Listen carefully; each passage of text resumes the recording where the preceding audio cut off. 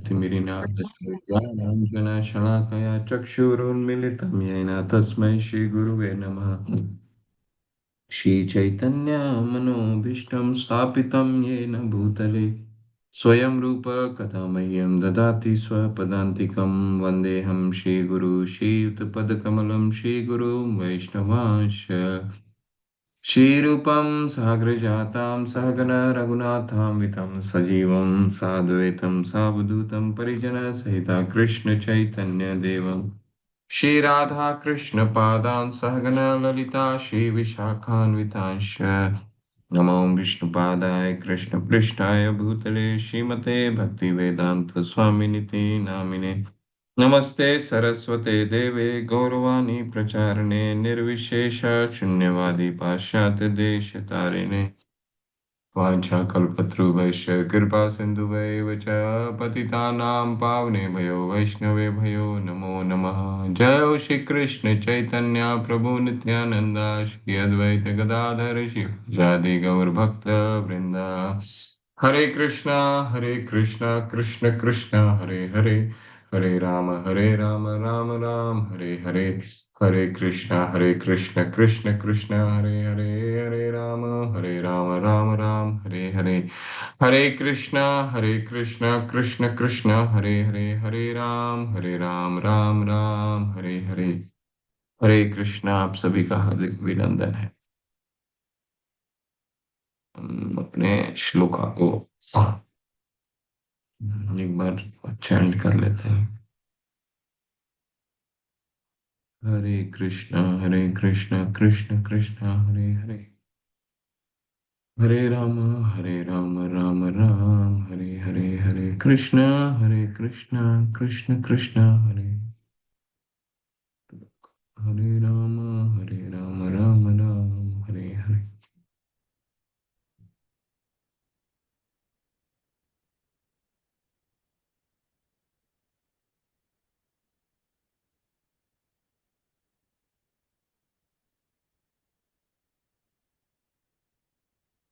अन्य अभिलाषिता शून्यं ज्ञान कर्मादनावृतम अनुकूलेन कृष्णानुशीलनम भक्तिरुत्तमा।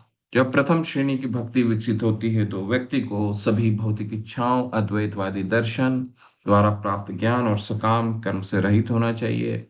भक्त को निरंतर कृष्ण की अनुकूल सेवा करनी चाहिए जैसा कि कृष्ण चाहते हैं।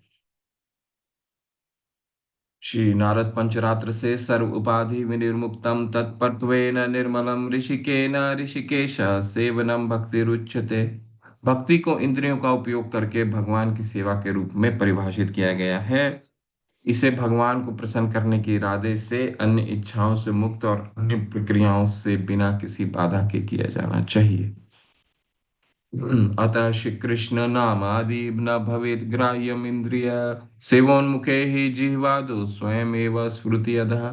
कृष्ण और उनके पवित्र नामों को भौतिक इंद्रियों द्वारा नहीं समझा जा सकता, लेकिन जब कोई व्यक्ति भगवान के पवित्र नाम और पारलौकिक रूप को स्वीकार करने की प्रवृत्ति विकसित करता है तो कृष्ण सहज रूप से जीव और अन्य इंद्रियों में प्रकट होता है। अनासक्तस्य विषयान् यथार्हम् उपयुञ्जत निर्बंध कृष्ण संबंधे युक्त वैराग्यम उच्यते। जो व्यक्ति भक्ति के विकास के लिए उपयुक्त वस्तुओं का उपयोग करता है, उनसे विरक्त रहता है, उसका वैराग्य भक्ति के लिए उपयुक्त कहा जाता है। वस्तुओं को लगातार कृष्ण से संबंधित होना चाहिए। हरे कृष्णा कृष्ण कृष्ण हरे हरे, हरे राम राम राम हरे हरे। हरे कृष्ण कृष्ण कृष्ण हरे हरे, हरे राम राम हरे हरे। तो पिछले सत्र में हम क्या चर्चा कर रहे थे? हम चर्चा कर रहे थे भक्ति के अंगों का। हमने साधना भक्ति की बहुत सारी व्याख्या के बारे में सुना, उसका परिभाषा सुना। साधना भक्ति में वैदिक भक्ति के नियमों के पालन करने के विषय, उसके क्यों करना चाहिए, उसको करने से क्या लाभ प्राप्त होगा, सभी विषयों के बारे में विस्तार से चर्चा की। अब क्या साधन भक्ति क्या है, साधना भक्ति किस तरह से किया जा सकता है? ठीक है, तो पहले 10 का हमने चर्चा किया था। 10 क्या है? वो 10 बहुत सुंदर बहुत ही सुंदर, आप सबको याद होने चाहिए। और ये बहुत अच्छा होने वाला है। ये 64 जो भक्ति के अ, अंग हैं, ये बहुत ही अच्छा, बहुत पढ़ने में बहुत अच्छा लगेगा आपको। और डेली इसको रोजाना पढ़िए इसको। क्या है जो हमने पहले 10 अंक क्या पढ़े थे? गुरु पादाश्रय तस्मात् कृष्णा दीक्षादि शिक्षणम विश्रम्भेन गुरु सेवा साधु वर्तमानुवर्तनम। गुरु पादाश्रय तस्मात्, गुरु की शरण लेना, नंबर एक। नंबर दूसरा, उनके शरण लेने के पश्चात उनसे कृष्ण उनकी दीक्षा लेना, और उनसे कृष्ण के विषय में और उनकी भक्ति करने के विषय में विस्तार से ज्ञान प्राप्त। विषंभेन गुरु सेवा। विषंभेन का क्या मतलब? विषंभेन गुरु सेवा, दृढ़ता पूर्वक उन गुरु की आदर पूर्वक उनकी सेवा करना। और तीसरा क्या है? तीसरा है साधु वर्तमान वर्तमानम, यानी आचार्यों द्वारा अनुमोदित शास्त्रों के नियमों और विनियमों का पालन करना। ठीक है। ये पहले बहुत ही महत्वपूर्ण चार है। क्या?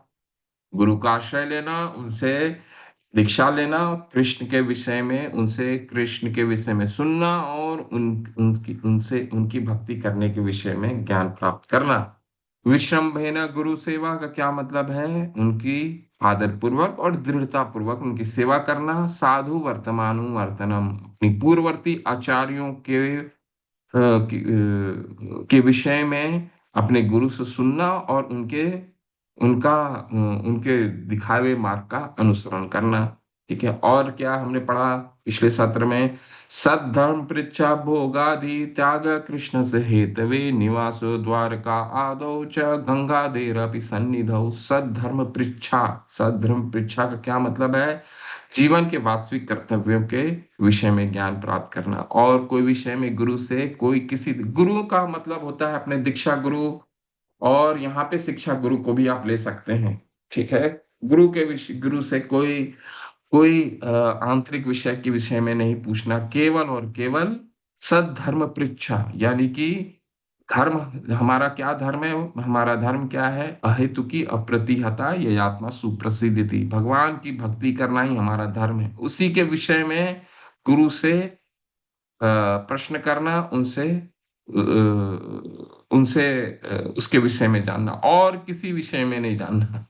और ये नहीं पूछना कि मेरी नौकरी कब लग जाएगी, मेरी तनख्वाह कब, मेरी तरक्की कब हो जाएगी, मैं घर बनाना चाहता हूँ, घर का निर्माण कब कंप्लीट होगा। ये सब का कार्य गुरु, मेरे जोड़ों में दर्द है, मेरे पेट की तकलीफ है, ये गुरु का काम नहीं है। सद्धर्म पृच्छा ये नहीं है। ठीक। भोग त्याग कृष्ण से हेतवे, यानी कि कृष्ण की भक्ति प्राप्त करने के लिए, उनकी प्रीति प्राप्त करने के लिए भोगों का त्याग करना। सुबह उठना, जल्दी उठना, ये क्या है? सुबह देरी तक सोते रहने का क्या कारण है? क्या है कारण? तमोगुण है। और उसको त्यागना क्या है? कृष्ण हेतवे, कृष्ण की प्रीति प्राप्त करने के लिए भोग आदि का त्याग करना। ठीक है। किसी भी तरह का भोग भक्ति में आने के बाद भी हमारी, क्योंकि में हम सभी कंडीशनड हैं, तभी तो इस तरह का हम भगवान की प्रीति प्राप्त करने के लिए प्रयासरत हैं। ठीक है। तो हमारी हमेशा हमारी बद्धता रहती है, भौतिक जगत में हमारी बद्धता रहती है। उन बद्ध जो हमारा सबसे प्रिय वस्तु है उसको त्याग करना, ये बहुत जरूरी है। भोग त्याग कृष्ण से हेतवे। ठीक है। निवासा द्वारका आदौ च गंगा देर अपि सन्निधौ। अच्छे पवित्र स्थानों में निवास करना, पवित्र नदियों गंगा जमुना नर्मदा आदि के आसपास निवास करना। ठीक है। इसके बाद हमने क्या पढ़ा? व्यवहारेषु सर्वेषु यावत् अर्थानुवर्तिता हरिवासार सम्मानो धात्रे अश्वत्थ आदि गौरवम। क्या है? और आठवां क्या है? व्यवहारेषु सर्वेषु यावत् अर्थानुवर्तिता, शरीर के संबंध में केवल आवश्यक वस्तुओं को ही ग्रहण करना। जितना जरूरत है उतना ही लेकर के आइए, उतना ही ग्रहण कीजिए। ज्यादा के रोटी दाल का अगर हो जाता है, बस वो का हमारे लिए बहुत ही पर्याप्त है। ठीक है। अत्याहार प्रयासश्च प्रजल्पो, अरे अत्याहार और प्रयासश्च ये दोनों साथ साथ चलनी चाहिए। हमने हाँ, नेक्टर ऑफ इंस्ट्रक्शन, में भी पढ़ा है इस चीज को। क्या पढ़ा है? अत्याहार प्रयास, अति के लिए प्रयास नहीं रहना, अति खाने के लिए, अति किसी चीज को इकट्ठा करने के लिए। जितना जरूरत है उतना रखिए, नहीं तो क्या होगा, ज्यादा के प्रयास, ज्यादा को लाने के लिए हमें ज्यादा के लिए प्रयास करना पड़ेगा, समय का व्यर्थ नुकसान होगा, हम भक्ति के लिए समय कम प्राप्त होगा। ठीक है। इसके बाद क्या है? हरिवासार सम्मान। हरिवासार भगवान की आज एकादशी का व्रत है, बहुत पावन दिन है। इस तरह का व्रत का नियमित रूप से पालन करना, भगवान के उत्सवों को नियमित रूप से मनाना, ये बहुत अच्छा है। ये नहीं कि हम अपने मन से ये उत्सव को मनाएं, वो उत्सव को नहीं मनाएं। ऐसा नहीं है। आज एकादशी का व्रत का पालन है, 4 दिन के बाद कोई उत्सव है, अरे वो दोबारा उत्सव करना पड़ेगा क्या? उसमें दोबारा 2 बजे तक उपवास है कि उपवास है? तो ये बिल्कुल नियम है, इसमें कोई ऑप्शनल नहीं है। ठीक है। इन नियमों का दृढ़ता पूर्वक बहुत ही उत्साह से, एकदम उत्साहित होकर के एकादशी व्रत का पालन करना। धात्री अश्वत्थ आदि गौरवम, यानी कि अश्वत्थ आदि वृक्षों, तुलसी आदि महारानी की आराधना कर। तो ये पहले 10 प्रवृत्तियां हैं। ठीक है। अब निवृत्तियां। निवृत्तियां मतलब हर प्रवृत्ति के साथ हर चीजों, हर अगर डॉक्टर हमें कोई बीमारी का इलाज बताते हैं तो क्या करते हैं? दवाई भी देते हैं और साथ साथ निषेध भी बोलते हैं ना, कि ये नहीं खाना चाहिए, ये मत खाओ, ये मत करो, इस समय ही दवाई खाने से अच्छा रहेगा, इस समय नहीं खाओ। तो निषेध। तो 10 क्या निषेध हैं? ये बहुत अगले 10 अंग बहुत सुंदर। संग त्यागो विदुरेण भगवद विमुखुरे जना, शिष्यादि अन अनुबंधित्वम महारंभादे अनुदयम। क्या है पहला? संग त्यागो विदुरेण भगवद विमुखुरे जने, यानी कि अभक्तों के संग से अभक्तों के संग का बिल्कुल त्याग कर देना।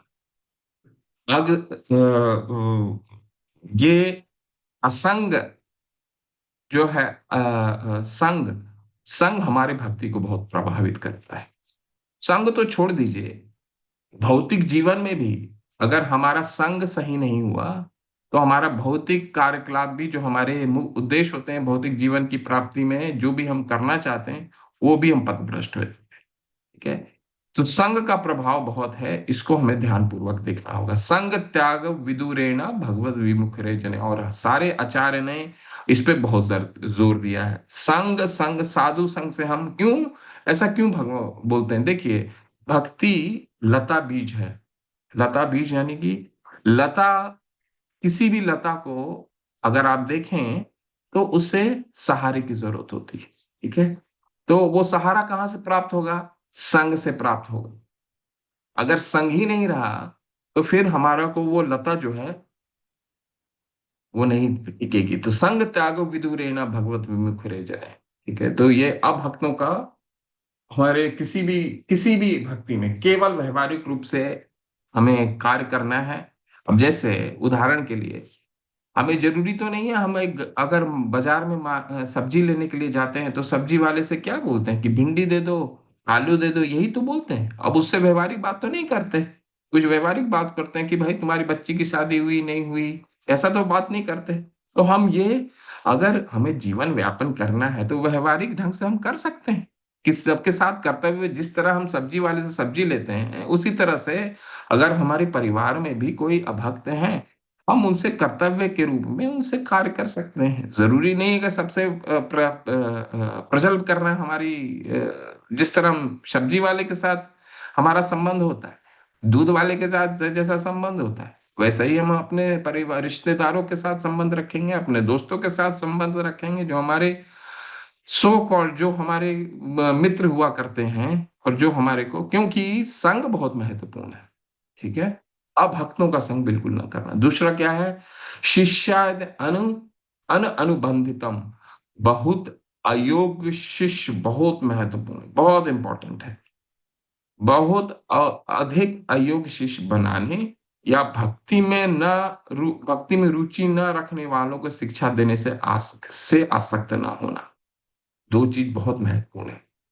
हमारे जितने भी गुरुजन हैं, कभी भी कोई किसी भी शिक्षा दीक्षा के लिए किसी को नहीं बोलते कि दीक्षा लेना बहुत अनिवार्य है। दीक्षा लेना अनिवार्य है, लेकिन अयोग्य, पहले योग्य बनना है फिर दीक्षा लेना है। ठीक है ना? लेकिन कई शिष्यगण होते हैं उनके, वो हमारे कोई देखे मंदिरों में भी होता है, इस्कॉन में भी होता है, कोई बहुत इसको बोलना कोई दुष्कर नहीं है कि यहाँ के शिष्यगण बोलेंगे कि नहीं, मैं आपको अपने गुरुजी से शिष्य दिला ये दीक्षा दिला देता हूँ, इससे वो सोचते हैं मेरी गुरु की सेवा कर रहा हूँ। गुरु किस, कोई भी हमारे गुरुजन ऐसा नहीं बोलते। अयोग्य शिष्य नहीं होना चाहिए। अयोग्य शिष्य बनाने का किसी भी तरह ना ही किसी को रेकमेंड करना चाहिए, ये भी है। ठीक है ना? क्योंकि दोष लगता है। अगर अयोग्य शिष्य हुआ तो गुरु तो दोष होगा, गुरु पे तो दोष लगेगा ही, जो दीक्षा गुरु है। और जो उसका रिकमेंडेशन करता है उसमें भी वो दोष आता है। ठीक है? तो अयोग्य शिष्य को नहीं पालन करना। दूसरा उसमें क्या है? दूसरा है, बहुत अच्छा है ये सब, बहुत ध्यान पूर्वक पढ़िएगा, और ये सब चेकलिस्ट है। चेकलिस्ट का क्या मतलब है कि हम भक्ति में क्या कर रहे हैं। देखिए, आगे आगे पढ़ते जाएंगे, आपको इतना मन अच्छा लगेगा कि भक्ति इतनी व्यापक है। व्यापक का क्या मतलब है? इतनी विस्तार है, और ये सारे अपने आप में एक अंग हैं। ये नहीं है ये अंग हो रहे हैं। देखिए, अंग का मतलब ये अपने आप में पर्याप्त है। हमने क्या पढ़ा? हमने ये पढ़ा था कि हरि भक्ति विलास से लाखों अंगों से चुनकर रूप गोस्वामी पाद ने कुछ मुख्य अंग हमारे को व्यवहारिक रूप से पालन करने के लिए यहाँ पर रख रहे हैं, 64। ठीक है? और अपने आप में सभी अंग हैं, यानी कि इतनी व्यापक है। देखिए, अभी तो 10 हमने पढ़ लिया, जो नहीं, जो करने हैं, जो नहीं करने हैं वो भी हमें ध्यान रखने होंगे। अधिक शिष्य नहीं बनाना के लिए रिकमेंड नहीं करना, ना किसी को भेजना, अयोग्यता नहीं होनी चाहिए। दूसरा, जो भक्ति में रुचि ना रखता हो उससे शिक्षा देने के लिए आसक्त ना हो। ठीक है? वो आपकी भक्ति में अवरोहण आए। ठीक है? महारंभादाय अनुदीन द अनुदयम, यानी बहुमूल्य मंदिर या मठ बनवाने में उत्साह नहीं दिखाना। तो आपके मन में प्रश्न आता होगा, इस्कॉन में तो बहुत मंदिर बनते हैं, तो ये और बहुत उत्साहित रहते हैं इस्कॉन में मंदिर। तो ये शिला प्रभुपाद ने बताया था। देखिए,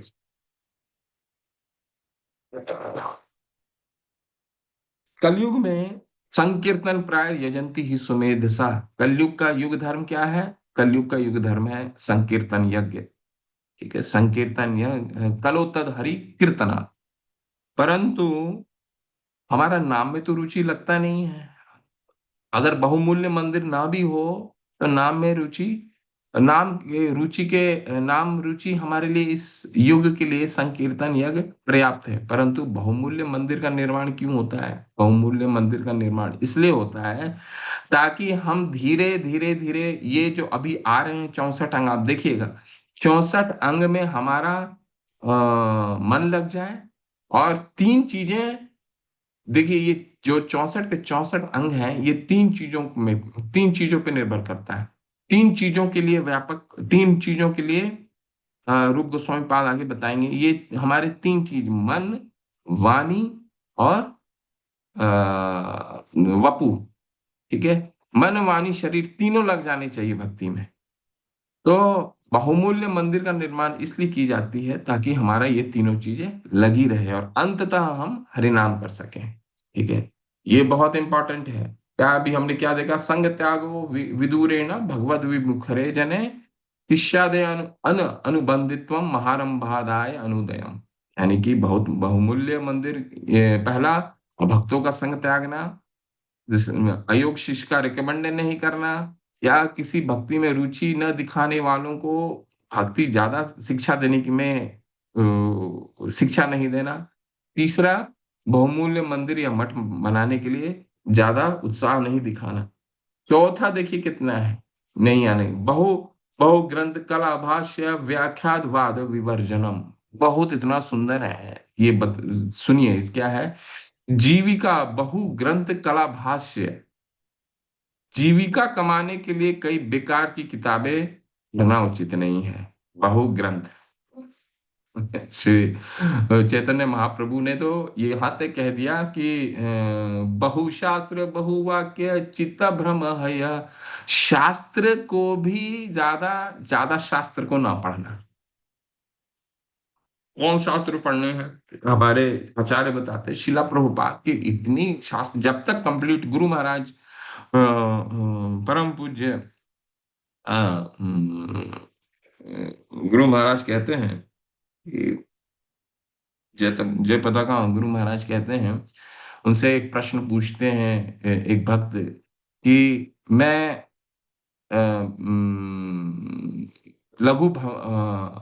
बहुत सारे ग्रंथों का नाम लेकर के पूछते हैं जो जिन्होंने जिनकी तात्पर्य को शिला प्रभुपाद ने नहीं किया था। भगवान भावनामृत ठीक है। इसके बाद कली संतरण उपनिषद उसके बारे में बहुत चर्चा करते हैं। उनको बोलते क्या इनको पढ़ना चाहिए? तो गुरु महाराज ने सिर्फ एक ही चीज बोला। क्या बोला? कि पहले आप शिला प्रभुपाद के ग्रंथों को पढ़ लीजिए, इसके बाद आपके पास समय बचता है तो दूसरे ग्रंथ पढ़िए। ठीक है। बहुत ज्यादा बहुग्रंथ कला भाष्य और इन ग्रंथों का उपयोग जीविका उपार्जन के लिए ना करना। अगर हमको बहुत अच्छे से भगवत गीता के 700 श्लोक हमने पूरे याद भी कर लिए हों, श्रीमद् भागवतम के 18,000 श्लोक भी याद कर लिए हों, ठीक है, और 8,000 श्लोक भक्ति रसामृत सिंधु को भी हमारे याद हो गए हों, हम अपने आप को इतना उत्तीर्ण समझने लग गए हैं कि हमने अपना खुद यूट्यूब का चैनल खोल दिया और उस पर हमने शुरू कर दिया जीविका उपार्जन के लिए। वो क्या है? वो निवृत्ति है, भक्ति का पतन निश्चित है। जीविका कमाने के लिए कई किताब बेकार की किताबें पढ़ना उचित नहीं है। और दूसरा क्या है? व्याख्यातवाद विवर्जनम। व्याख्यावाद विवर्जनम का क्या मतलब है?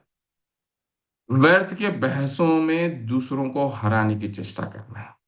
भक्ति में बहस नहीं होनी चाहिए। तो क्या होनी चाहिए भक्ति में? वाद। वाद का क्या मतलब होता है? वाद का मतलब होता है कंक्लूजन। कंक्लूजन। ठीक है। तो जब भी अ, हम्म, भगवान के विषय में चर्चा हो रही हो तो उसका कंक्लूजन वाद तक पहुंचना चाहिए। आपने अगर भगवत गीता का वो श्लोक किसी को यह स्मरण है जिसमें 10वें अध्याय में भगवान क्या कहते हैं? वाद मैं ग्रंथों का शास्त्रों का कंक्लूज वाद हूं। तो जिस वाद से जिस कंक्लूजन से जो मान लीजिए मैं एक आज की कक्षा हो रही है, अब इस कक्षा से अगर कंक्लूजन भगवान की भक्ति बढ़ाने के लिए ना हो तो ये कक्षा बेकार है। फिर मैं बिल्कुल व्यर्थ कार्य कर रहा हूं। ठीक है। तो क्या होना चाहिए? व्याख्या वाद। वाद का मतलब है कंक्लूजन। कंक्लूजन वो भी क्या है? निष्कर्ष क्या होना चाहिए? भगवान की भक्ति भगवान की प्रीति कैसे प्राप्त हो, और कुछ नहीं होना चाहिए। कोई भी कक्षा कोई भी क्लास कोई भी सेशन कोई मतलब नहीं है अगर व्याख्यावाद है। व्याख्यावाद में कंक्लूजन में भगवान की प्रीति ना हो। लेकिन उसमें अगर बहस हो और किसी को वाद वाद विवाद के द्वारा हराने की चेष्टा की जाए तो क्या है? विवर्जनम। उसकी उसको विवर्जनम किया है, उसको विवर्जित किया गया है, उसको मना किया गया है। हमने सुना है ना महाभारत की वो श्लोक, तर्को प्रतिष्ठा श्रुतियों विभिन्नम न ऋषियर मतम न भिन्नम धर्म तत्व निहतम गुहायम महाजनो ये न गथा सपन।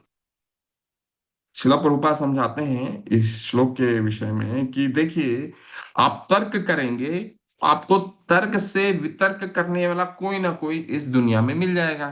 कोई कितना भी ज्ञानी क्यों ना हो, वो मिल ही जाएगा। इसीलिए तो साइंस में क्या होता है, विज्ञान में क्या होता है, विज्ञान में आज एक लॉ आती है और उसको काटने वाला एक और लॉ आ जाता है। कुछ दिन के बाद कोई वैज्ञानिक और लॉ लेकर के आ जाते हैं और कानून लेकर के आ जाते हैं। ठीक है। तो वो क्या है? शास्त्रों में भक्ति में इसका विवर्चन हो।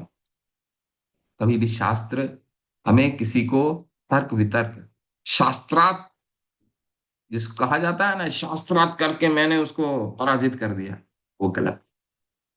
उसका शास्त्र क्यों पढ़ना चाहिए? व्याख्यावाद के लिए, यानी कि भगवान की प्रीति कैसे प्राप्त हो, यही है शास्त्रों को पढ़ने का उद्देश्य। विवर्जनम, बाकी उस पर विवाद नहीं होना चाहिए। और क्या है आगे देखिए, व्यवहारेण अपि अकार्पण्यम शोक आदि अवशवर्तिता। किसी भी भौतिक परिस्थिति में दुखी महसूस न करना, सामान्य आचार विचार में लापरवाही न करना। किसी भी भौतिक परिस्थिति में दुखी महसूस न करने का क्या मतलब है? देखिए, या सामान्य आचार विचार में किसी भी तरीके से भक्ति में लापरवाही नहीं। देखिए आगे चलेंगे तो वो अम, हम इसको बहुत अच्छे से सीखेंगे। किसी भी तरह से लापरवाह नहीं रहना। लापरवाह का क्या मतलब है कि मान लीजिए हमने 16 माला करना है, ठीक है, 16 माला अभी हमने और हमारे गुरुजन ने क्या कहा है कि सुबह सुबह ब्रह्म मुहूर्त में हो जाना चाहिए 16 माला, ठीक है। लेकिन हमने हमारे पास पूरे दिन में सुबह ना कर करके शाम कर रहे हैं। देखिए वो कोई दोष नहीं है, पर क्या है, लापरवाह ना रहना। किसी भी तरह से लापरवाही नहीं बरतना, किसी भी तरीके से लापरवाही नहीं बरतना चाहिए भक्ति में, ठीक है। और किसी भी भौतिक परिस्थिति में दुखी महसूस ना करना। इसका दूसरा भी क्या है, शोक आदि अवस्थिता, किसी हानि या अन्य अत्यधिक भावनाओं पर शोक ना करना।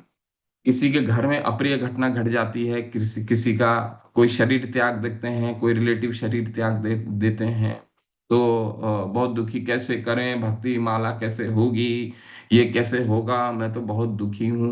हाँ, वो बिल्कुल सही है। लेकिन कोई तो हमारे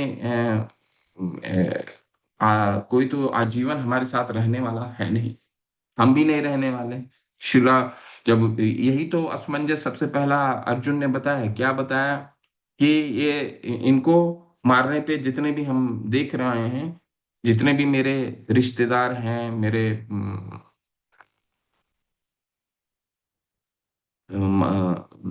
भीष्म पितामह पितामह है, मेरे मित्र हैं, इनको मारूं कैसे मैं?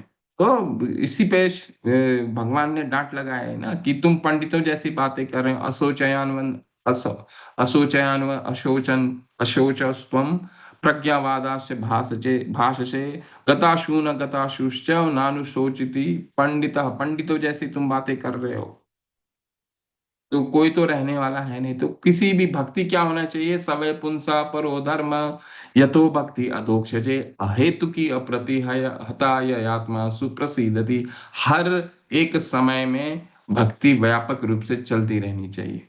शोक आदि करने से भक्ति इफेक्टेड नहीं होनी चाहिए किसी भी तरीके से, ठीक है। चलिए आगे बढ़े, क्या है, अन्य देवान अवज्ञा च भूतान भूतानुदेव गायिता भूतान वा ना। हाँ, अन्य, अच्छा ये यहाँ पे दो बार आ गया, अन्य अन्य देवान अवज्ञा च भूतान देव गायिता सेवा नाम अपराधा नाम उद्भाम भावकारिता। देवताओं का अनादर नहीं करना। भक्ति में आने के बाद जब हम ये सीखते हैं कि देवता भगवान के अंश हैं, तो भगवान ने क्या बोला है? भगवान ने बोला है, अरे ये तो शिव जी की मंदिर है। अच्छा, मैंने देखा है ऐसे कई कई लोगों को, दुर्गा जी की प्रतिमा है, अच्छा, ऐसे करके निकल जाना। तो वो क्या है, बहुत बड़ा अपराध है। कि भगवान के बहुत बड़े सेवक हैं, भक्त हैं, ठीक है। भगवान ने 7वें अध्याय में क्या कहा है, काम स्तैस्त हृत ज्ञान प्रपदंते अन्य देवता, बोल रहे हैं वहां पर उन्होंने देवता पूजन की भर्त्सना की है, देवताओं की भर्त्सना नहीं की। जो देवता पूजन करते हैं उनकी भर्त्सना की है। क्यों? क्योंकि वो उनकी कामना होती तब देवताओं के पास जाते हैं। परंतु देवता कौन है? देवता भगवान के बहुत बड़े सेवक हैं, भक्त हैं, ठीक है। क्या हम देवताओं जितने हो गए कि उनका अनादर करेंगे? नहीं हो गए हैं। तो हमें किसी भी तरीके से जहां भी देवताओं के मंदिर हैं, शिव जी की मंदिर है, दुर्गा माँ की मंदिर है, लक्ष्मी सरस्वती माताओं की मंदिर है, तो जिस तरह का हनुमान जी की मंदिर है, हमें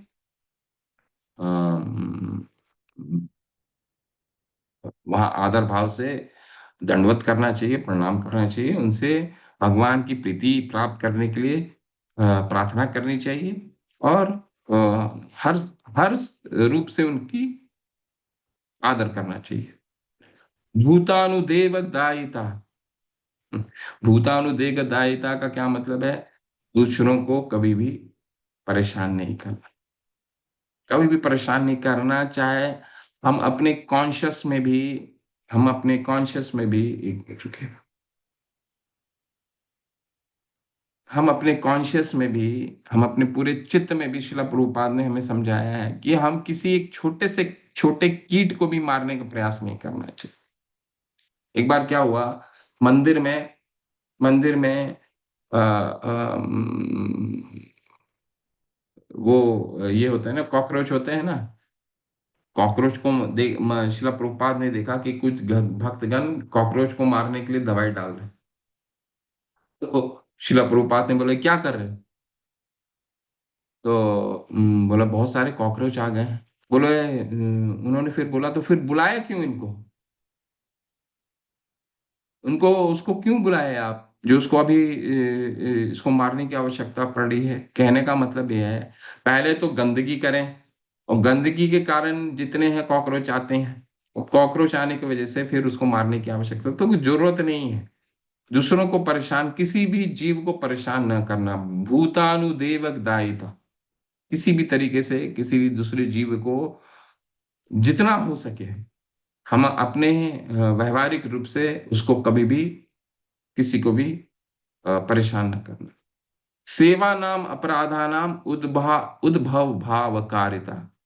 सेवा अपराध या नाम अपराध नहीं करना, किसी सेवा अपराध मतलब, और हम कनिष्ठ स्तर पे रहते हैं तो ये दोनों चीजें होती हैं, ऐसा नहीं है। तो भक्ति तो विश्वनाथ चक्रवर्ती ठाकुर प्रभुपाद ने समझाया कि देखिए, शुरुआत में सेवा अपराध मतलब भगवान के अर्च विग्रह की सेवा करना, किसी तरह का सेवा जो हमारे गुरु ने सेवा दी है उसमें अपराध हो सकता है। ठीक है, कुछ गलतियां हो सकती हैं, क्योंकि हम सभी बद्ध हैं तो गलतियां हो सकती हैं। नाम में अपराध हो सकता है, नाम अपराध, 10 नाम अपराध हमने पढ़े, उसमें भी हो सकता है। ठीक है, तो लेकिन अगर हमने जान लिया कि वो सेवा अपराध हो रहा है, और अभी हम ग्रंथ भी पढ़ेंगे इन सब, मैं बस आपको संक्षेप में ये बता दे रहा हूँ, इन सबों का भी विस्तार होने वाला है। ऐसा नहीं है 7वें अध्याय से एक एक बिंदु पे दोबारा विस्तार से चर्चा होगी, अभी संक्षेप में आपको समझा दे रहा हूँ। ठीक है, तो विश्वनाथ चक्रवर्ती ठाकुर प्रभुपाद ने क्या है, देखिए, अपराध होंगे, ऐसा नहीं है कि सेवा अपराध भी होगी या नाम अपराध भी होगा, परंतु एक बार अपराध हो गया, उस अपराध को दोबारा हमें नहीं करना है। अगर हमें समझ में आ गया कि हमसे अपराध हो गया है, तो वो फिर अपराध दोबारा नहीं कर, भक्ति करते रहना, कोशिश करना वो अपराध, और दोबारा भी अगर वो अपराध हो गया है तो तीसरी बार तो बिल्कुल ही नहीं करना। ठीक है, और 10वां क्या है? 10वां है निवृत्ति, कृष्णा तद भक्त विद्वेष विंद विनिंदादय। कृष्णा और उनके भक्तों से घृणा करने वालों द्वारा उनके आलोचना को सहन ना करना, बहुत महत्वपूर्ण है। किसी भी तरीके से भगवान, उनके भक्तों की अगर आलोचना हो रही हो तो सहन ना करो। तो क्या करना?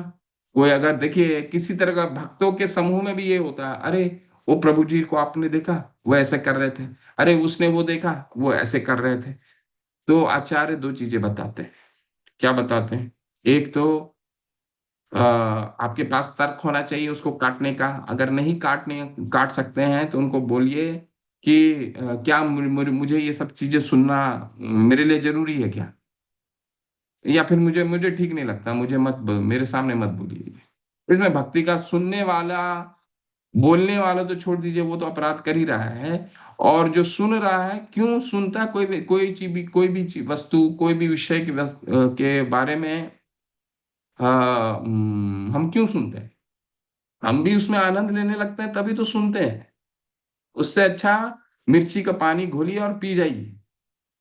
लेकिन कभी भी भक्तों की, भगवान के विषय में या फिर भक्तों के विषय में कोई भी आलोचना हो रही हो, तो उसी समय उस जगह को वहां से चले जाइए, हट जाइए। ठीक है। नहीं तो साफ साफ मना कर दीजिए, मत बोलिए मेरे सामने। नहीं तो बोल दीजिए मेरे लिए सुनना क्या जरूरी है क्या इसको। ये बहुत ही महत्वपूर्ण है। ठीक है। तो 10 जो अंग हैं वो क्या है? अब भक्ति के संग के बिल्कुल ना करना। ठीक है। तो अब हम इनको दोबारा शिला प्रभुपाद के ग्रंथ से आप भक्ति रसामृत सिंधु खोल लीजिए, इसको कर लेते हैं। और इस ये 20 बहुत महत्वपूर्ण है।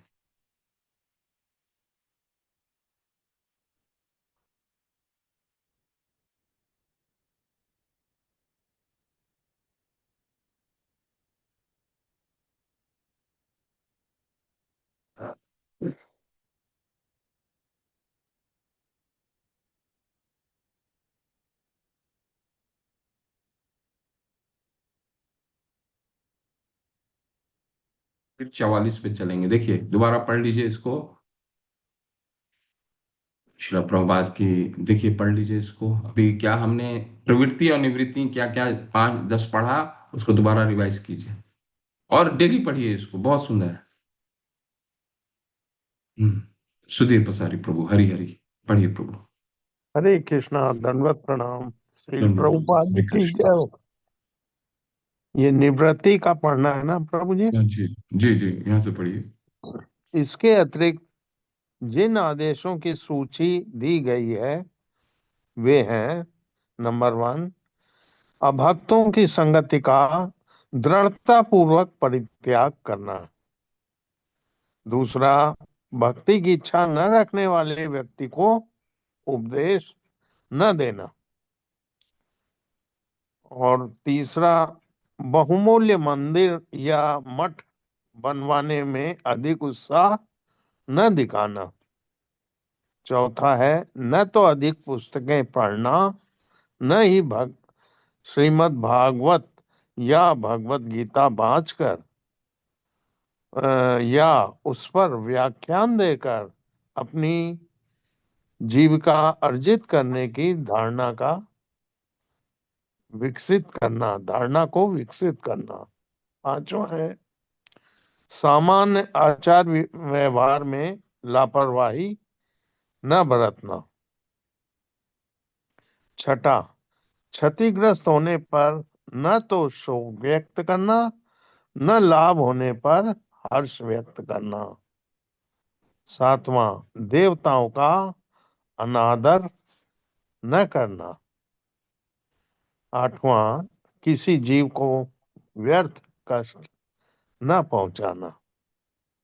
नवां, भगवान का नाम कीर्तन करने या मंदिर में अर्च विग्रह के पूजन में विविध अपराधों से बचना।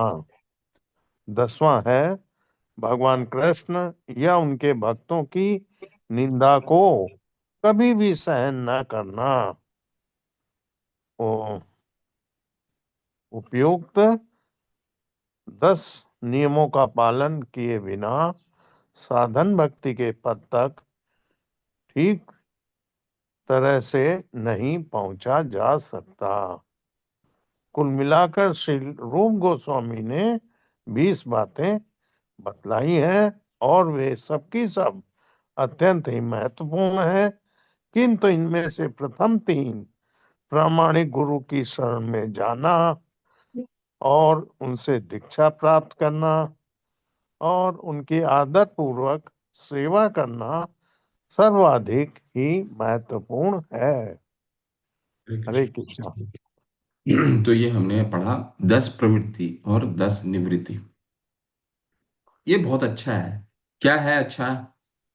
कि ये जो तीनों हैं, ये जो 20 हैं, ये क्या है? ये कहा जाता है उपरोक्त 10 नियम को पालन किए बिना साधन भक्ति के पद तक ठीक तरह से नहीं पहुंचा जा सकता है। ये क्या है? 10 दरवाजा है ये। रूप गोस्वामी पाद इसको कहते हैं ये बिल्कुल ही दरवाजा है। ये 10 करेंगे तब दरवाजा भक्ति का खुलेगा। ठीक है, नहीं पहुंचा जा सकता। कुल मिलाकर श्री रूप गोस्वामी ने 20 बातें बतलाई हैं, और वे सब के सब अत्यंत महत्वपूर्ण है। ये 20 बहुत ही महत्वपूर्ण है। आगे 44 भी बहुत बहुत व्यापक आने वाला है, बहुत सुंदर होने वाला है। सब अत्यंत महत्वपूर्ण है। किंतु इनमें से प्रथम तीन कौन से प्रथम तीन है? गुरु पादाश्रय तस्माद कृष्णा दीक्षा, कृष्णा शिक्षा कृष्ण दीक्षा कृष्णा दीक्षादि शिक्षणम, विश्रम्भेन गुरु सेवा, साधु वर्तमानुवर्तनम। इसमें पहला कौन सा है? गुरु पादाश्रय तस्माद, गुरु के शरण लेना। दूसरा कौन हो गया? कृष्णा दीक्षादि शिक्षणम, उनसे कृष्ण के विषय, उनकी दीक्षा प्राप्त करना, और उनके विषय में उनके उनसे प्रीति प्राप्त करने के लिए विषयों के बारे में जिज्ञासा करना। और तीसरा विश्रम्भे न गुरु सेवा, उनकी आदर पूर्वक सेवा। ठीक है, ये सबसे महत्वपूर्ण। आदर पूर्वक सेवा करने का क्या मतलब है, हमने पिछले सत्र में विस्तार से चर्चा कर लिया है। वपु तो हम कर नहीं सकते, शारीरिक अगर किसी को मिलता है तो करें, लेकिन 90%, 95% लोग के पास गुरु गुरु गुरु हमेशा नहीं मिल पाते हैं। तो हमें क्या करना है? गुरु को किस तरह से? उनके वाणी का बहुत ही दृढ़ता पूर्वक, श्रद्धा, विश्रम्भेन। विश्रम्भेन का मतलब है, 여기다 준비키리 해야 돼서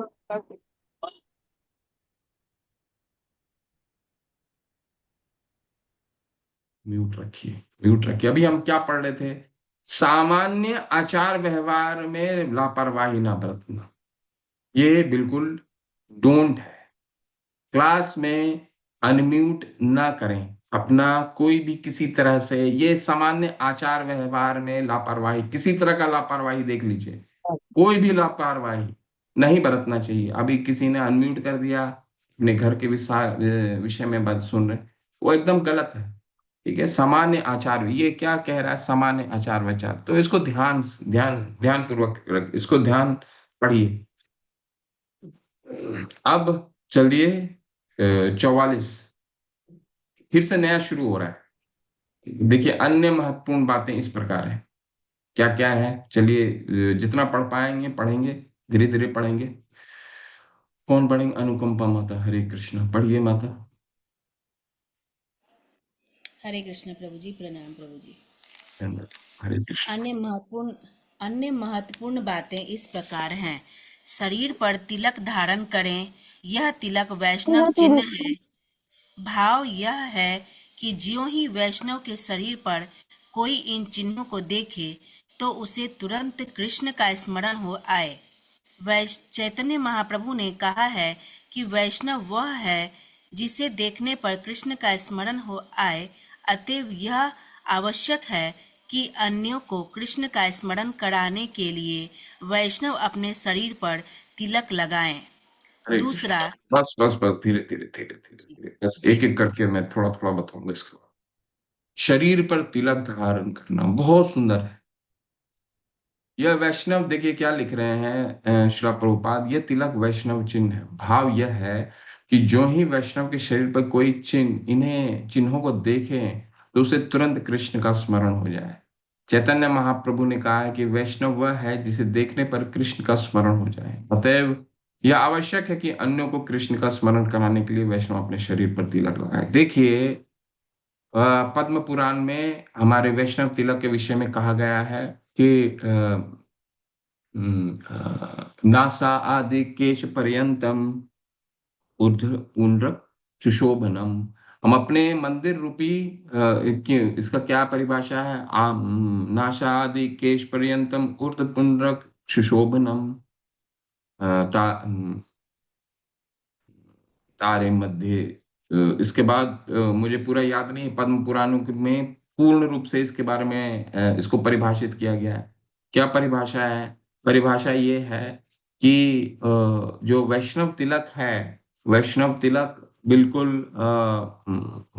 हमारे मंदिर में भगवान रहते हैं, हमारे शरीर एक मंदिर है। इसको रोजाना इसको साफ करना, इसको अच्छे से सजाना, और मंदिर को सजाना क्या? ऊर्ध्व पुंड्रक सुशोभनम, ऊर्ध्वपुंड्र, इसको ऊर्ध्वपुंड्र कहा जाता है, ये जो तिलक हम धारण करते हैं।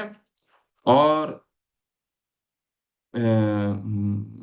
इसमें बीच में हम खाली छोड़ते हैं। क्यों खाली छोड़ते हैं? एक एक चरण राधा रानी का है, एक चरण कृष्ण का है, और फिर तुलसी महारानी का तिलक धारण करते हैं, ताकि उनके शरण, तुलसी महारानी के शरण से हम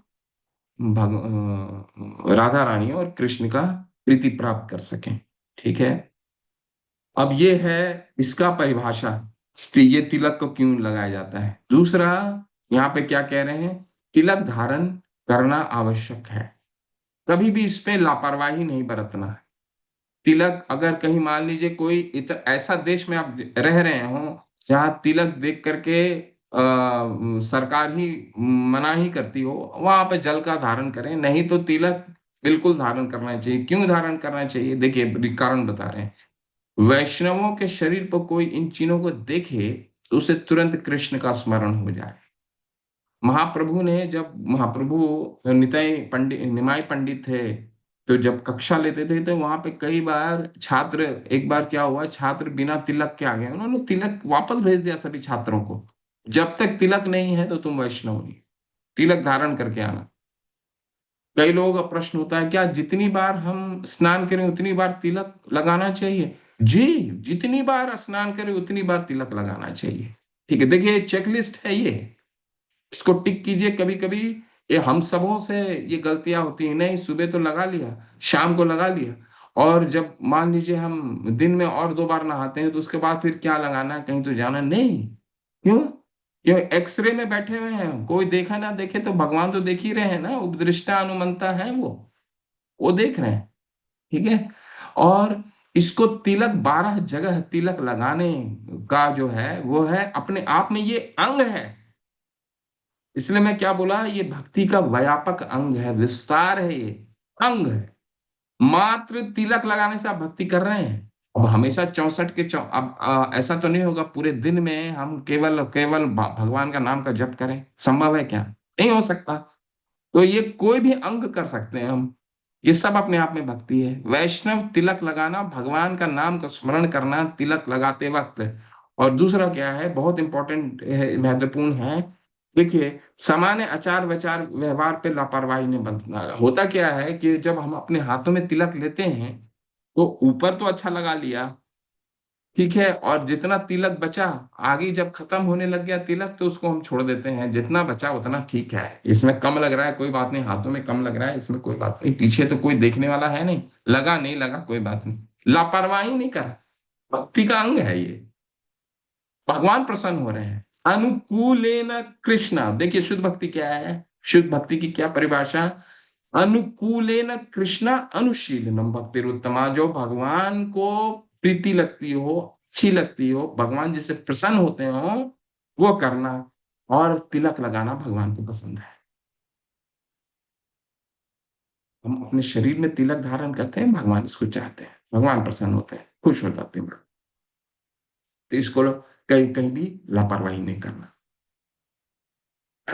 ठीक है, दूसरा पढ़िए, पढ़िए माता। अच्छा, मैं म्यूट कर देता हूँ। ठीक है, अनम्यूट कीजिए अभी, अनुकंपा गौरांगी माता। जी प्रभु जी। ऐसा तिलक लगाते समय शरीर पर कभी कभी हरे कृष्ण लिखा जा सकता है। और पढ़ आगे लीजिए, पढ़ूं? तीसरा भी पढ़िए। तीसरा, अर्चा विग्रह तथा गुरु को अर्पित पुष्प एवं मालाओं को स्वीकार करें और उन्हें अपने शरीर पर धारण करें। हरे चौथा, कृष्ण, हरे कृष्ण, हरे कृष्ण। बस 2 पे बात करते हैं फिर आगे बढ़ेंगे। ओके। तो ऐसा तिलक लगाते समय शरीर शरीर पर कभी कभी हरे कृष्ण लिखा जा सकता है, तो लिख सकते हैं, ये अंग है भक्ति का। आप कई कई पंथों में तो, कई श्री संप्रदाय में तो शिक्षा दीक्षा दीक्षा देने से पहले वो टैटू बनाया जाता है, वो गरम लोहे से, वो तो बहुत पेनफुल है, वो तो नहीं यहाँ होता है।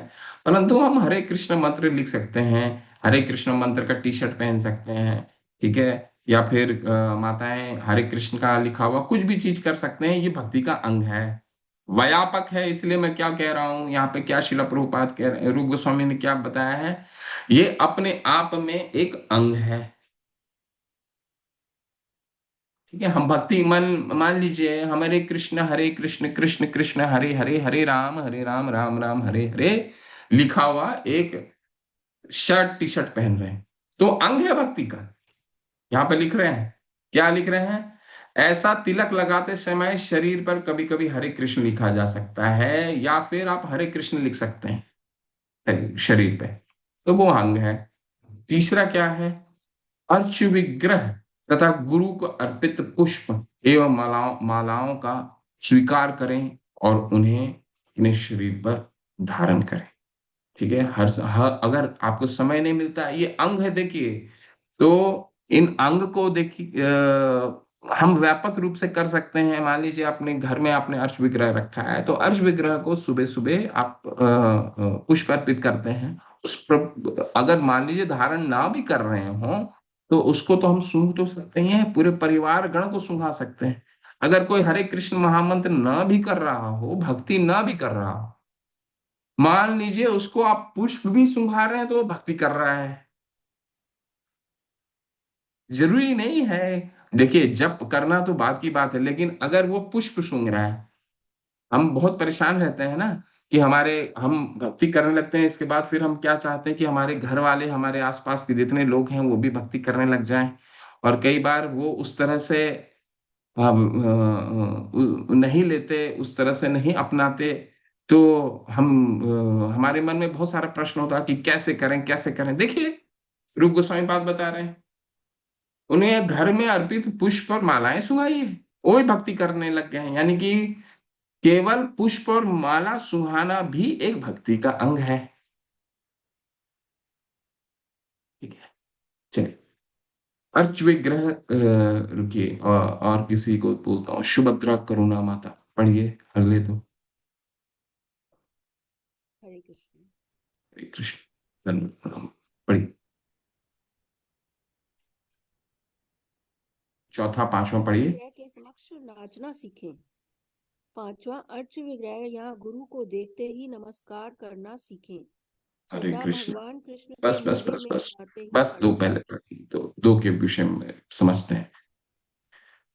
ठीक है, क्या है, अर्च विग्रह के समक्ष नाचना सीखें। अर्च विग्रह के समक्ष नाचना सीखें, यानी कि केवल ऐसा नृत्य शिला प्रभुपाद ने हमें समझा दिया है किस तरह से हमें स्वामी डांस करना है, परंतु वो क्यों नृत्य करना है, नृत्य करना है केवल और केवल अनुकूलेन कृष्णा, किसी को अपना नृत्य दिखाने के लिए नहीं करना है। एक प्रभु बता रहे हैं, एक प्रभु जी थे, वृंदावन मंदिर में आते थे, और उन्हें कथक नहीं आती थी, प्रभु बता रहे थे, उनका मैं सुन रहा था, कथक नहीं आती थी, और केवल दिखाने के लिए वो कथक करते थे, उन्हें कथक नहीं आती थी। तो मंदिर में आने के बाद केवल दिखाने के लिए कि दूसरे कितने आकर्षित हों, उनको दिखाने के लिए वो नृत्य करते थे, और फिर पूछते भी थे कैसा लगा मेरा नृत्य आज।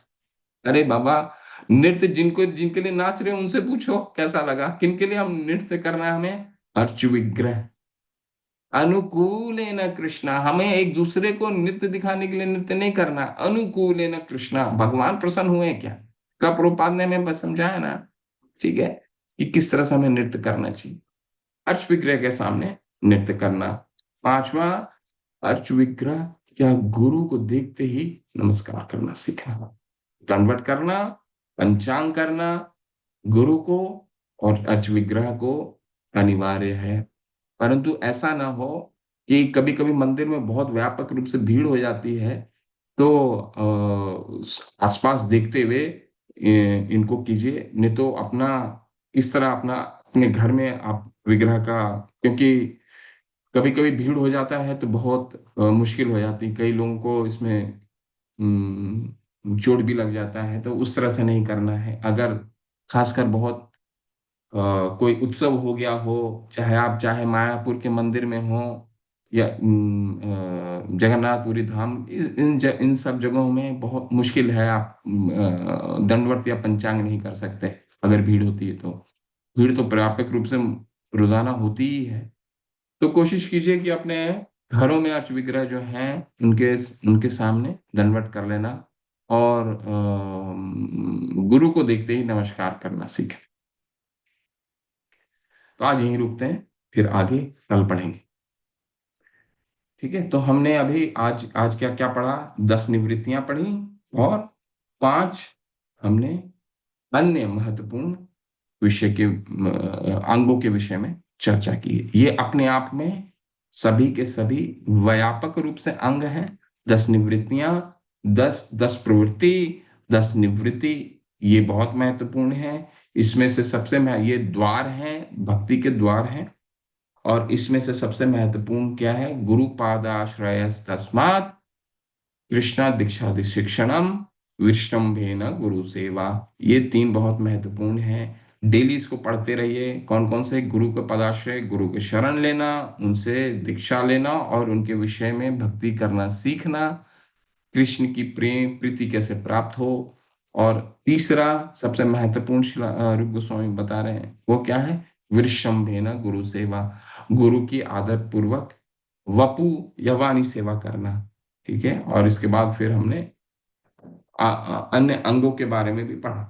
ठीक है, तो ये सब अपने आप में भगवान के समक्ष नृत्य करना और प्रणाम करना, गुरु उनके समक्ष प्रणाम करना, अर्च विग्रह के सामने प्रणाम करना। ठीक है, ये सब अपने आप में व्यापक भक्ति के अंग हैं। ये सब भक्ति करना है। ठीक है, इसको कहते हैं मैं भक्ति कर रहा हूं। कोई पुष्प सुंघाना, ये सब भक्ति अंग है। पुष्प को सूंघना, धारण करना, या फिर उसको किसी को भी उसको ले जा करके सुनाना, ये सब अपने आप में व्यापक अंग है। ठीक है, शिव रूप गोस्वामी पाद की जय, शिव प्रभुपाद की जय। किसी का कोई संशय है क्या? हम्म, क्या संशय है प्रभु? सुधीर प्रसारी प्रभु, क्या संशय है? दंडवत प्रणाम प्रभु जी। दंडवत प्रभु। जैसे ये निताई जो थे पंडित, नीम के पेड़ के नीचे पैदा हुए थे, इसलिए इनको ये नाम मिला था। तो मेरे को जरा, मैं भूल गया हूँ कि ये निताई पंडित और चैतन्य प्रभु तो अलग अलग है ना शायद। निताई पंडित नहीं, निमाई निमाई निमाई पंडित है। हाँ, निमाई पंडित ये, और ये चैतन्य प्रभु ने शायद इनको नाम दिया था नहीं मेरे नहीं, ख्याल से। निमाई चैतन्य महाप्रभु का ही नाम निमाई पंडित है। उनका अच्छा। उनका दीक्षा के बाद जब वो भगवान उनको उनकी जब सन्यास प्राप्त हुआ, हम्म। सन्यास की दीक्षा के बाद उनको चैतन्य का नाम उनके गुरु ने दिया। ठीक है, और दीक्षा से पहले उनका नाम निमाई पंडित। ठीक है प्रभु, अच्छा, क्योंकि नीम के चैतन्य पेड़ के। महाप्रभु, चैतन्य महाप्रभु और निताई पंडित एक ही हैं? निमाई पंडित, निमाई, नित्यानंद प्रभु अलग हैं, नित्यानंद प्रभु अलग है। आप कंफ्यूज मत होइए। निमाई पंडित चैतन्य महाप्रभु का शिक्षा दीक्षा से पहले नाम उनका, बचपन का नाम उनका निमाई था। ठीक है, जिसको मटेरियल नेम बोला जाता है। ठीक है, भौतिक नाम उनका निमाई पंडित था। और जब उनकी दीक्षा संन्यास ग्रहण हुआ उनका, तो उनका नाम उनके गुरु ने चैतन्य दिया। ठीक है, एक ही। हम्म। और ठीक है प्रभु जी, प्रभु। ये जो गौरांग गौरांग जो हैं, वो हम्म, कौन है? वो भी गौरांग चैतन्य कौन? महाप्रभु। अच्छा, गौर का वो। गौर रंग क्या है? गौर देश से आते हैं ना।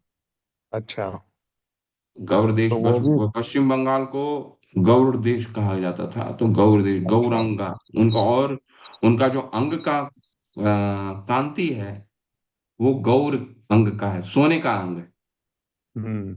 सोने का कलर है, उनको कहा जाता है गौरंगा। ठीक है। हम्म। ठीक है प्रभु। चैतन्य प्रभु, श्री कृष्ण चैतन्य, वो चैतन्य वही प्रभु हुए है ना, भगवान का जो भाव लेके आए हैं ना। ठीक।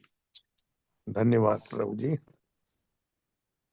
अनुकंपा माता, क्या प्रश्न है? हरे कृष्ण प्रभु जी, प्रणाम प्रभु जी। प्रभु जी यहाँ पे दंडवत 5वां में प्रभु। है, अर्च विग्रह या गुरु को देखते ही नमस्कार करना सीखें। तो प्रभु जी, अर्चा विग्रह के सामने मतलब हम क्या गुरु को प्रणाम कर सकते हैं? और अर्चा विग्रह और गुरु के सामने कोई हमारे वरिष्ठ माता जी या प्रभु हैं तो उनको प्रणाम कर सकते हैं क्या? नहीं, अर्च विग्रह के सामने अभी आएगा, वो अंग आएगा। अर्च विग्रह के सामने और किसी को आप प्रणाम मत कीजिए। अर्च विग्रह के सामने केवल अर्च विग्रह को प्रणाम करना चाहिए, और जितने भी वैष्णव हैं उनको हरे कृष्ण से संबोधित कर करके प्रणाम करना चाहिए। और जब वो चले जाएं, मंदिर से बाहर चले जाएं, या उनको अनुग्रह कीजिए, वो जरूर अनुग्रह सुनते हैं। मंदिर से बाहर चले जाएं तो फिर उनको प्रणाम दंडवत कर लीजिए, पंचांग कर लीजिए। ठीक है। और उनके विग्रह के सामने केवल हरे कृष्ण बोलना है हमको। ठीक है माता। ओके। चंद्रा चतुर्वेदी माता, क्या प्रश्न है माता? प्रणाम प्रभु जी। दंडवत ये प्रणाम। इसमें जो थर्ड है उसमें लिखा है कि गुरु को जो अर्पित पुष्प मालाएं हैं उनको स्वीकार करके अपने ऊपर धारण कर लेना चाहिए। तो फिर उसके बाद उसका क्या करना चाहिए? इधर उधर तो फेंक नहीं सकते ना उसको। बिल्कुल नहीं फेंक सकते हम्म, उसको। हमारे डिवोटी लोग बताते हैं, उसके तीन विकल्प होते हैं।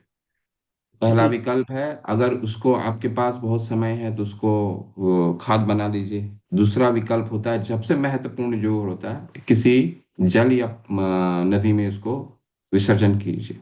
ठीक है। और मंदिरों में यही होता है, मंदिरों में तो बहुत सारे फूल होते हैं, वहां पे नदी में इसको विसर्जित किया जाता है। किसी भी बगल का जो, अगर कोई छोटा सा नदी हो, पुकुर हो, या पेड़ के नीचे इसको अर्पित कर दीजिए। कोई भी बड़ा, कोई पीपल का वृक्ष का पेड़ हो चाहे कुछ हो, वहां पे इसको अर्पित करिए।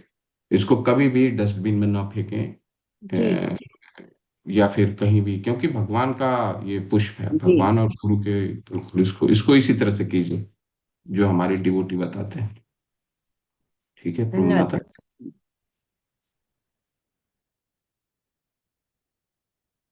ठीक है, और किसी का कोई प्रश्न नहीं है ना? चलिए। वाञ्छाकल्पतरुभ्यश्च कृपा सिन्धुभ्य च पतितानां पावनेभ्यो वैष्णवेभ्यो नमो नमः। अनंत कोटि वैष्णव वृंद की जय। श्री प्रभुपाद की जय। नामाचार्य श्री हरिदास ठाकुर की जय। निताई गौर प्रेमानंदे। हरि हरि बोल। अच्छा, सुधीर प्रसारी प्रभु, क्या है प्रश्न है? सुधीर प्रसारी प्रभु जी प्रभु। ये पूछ रहे थे कि दीक्षा किससे ली थी? निमाई पंडित ने किससे ली थी दीक्षा? केशव महाराज। अच्छा।